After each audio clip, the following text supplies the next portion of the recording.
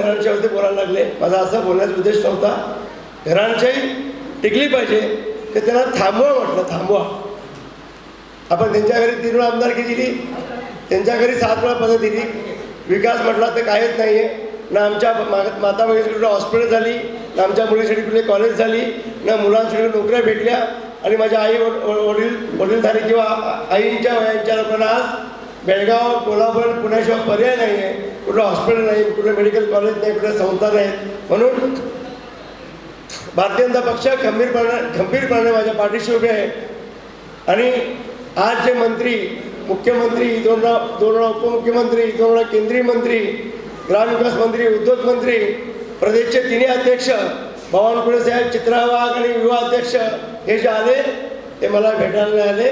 चंदगड मतदारसंघातील सर्व कार्यकर्त्यांचा, सर्व जनतेचा दर्शन घ्यायला आले, आशीर्वाद घ्यायला आले आणि त्यांना विकास काम करायचं आहे. म्हणून त्यांना खास मी जी मागणी केली त्या नेत्याला आमच्या नेत्यांनी पाठवलं. मी गोव्याच्या सीएमच्या मला काय मागणी केली होती की साहेब एकदा गोव्याचे सीएम आले तर आमची सीमा भाग आहे, जवळ आहे आणि पर्यटनाच्या दृष्टिकोनातून गोवा खूप पुढे आहे. तिकडचा अर्धा पर्यटन जर आमच्या चंदगडमध्ये, तिलारीमध्ये, आमच्या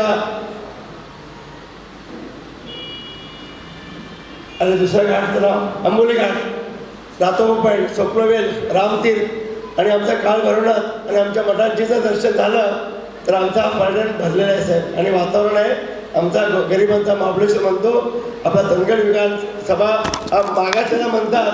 तर मी सांगेन हा निसर्गाने नटलेला, सजलेला आणि सर्वांगीण विकास होणारा हा विधानसभा आहे. आणि शूरवीर जगातलं 7वं अक्षर प्रतापराव गुजर राजांची समाधी आहे आणि गड किल्ले आहेत. हा एवढा मोठा महाराजांचे पदन पाऊस परशारी भूमी आहेत. म्हणून आपण याला एक संधी दिला तर साहेब पुढच्या पुढे जाईल. म्हणून साहेबांनी मागच्या वेळेला देवेंद्र फडणवीस साहेबांनी उद्योगमंत्री आले तेव्हा सांगितलं